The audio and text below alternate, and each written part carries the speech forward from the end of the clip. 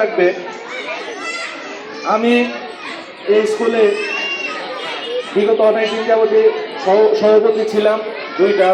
তারপরে আমার বড় ভাই ডাক্তার জামিল হাসান জুয়েল, উনি বিগত পিরিয়ডে সভাপতি ছিলেন।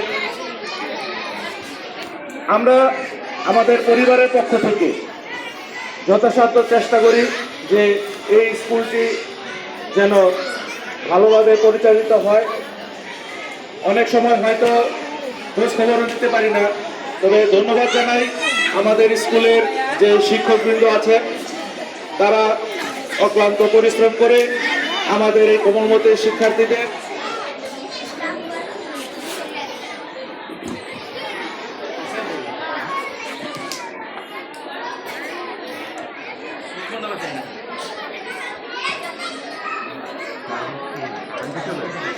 চার শেষ হয়ে গেল। কারণ গেছে কোনটা আমাদের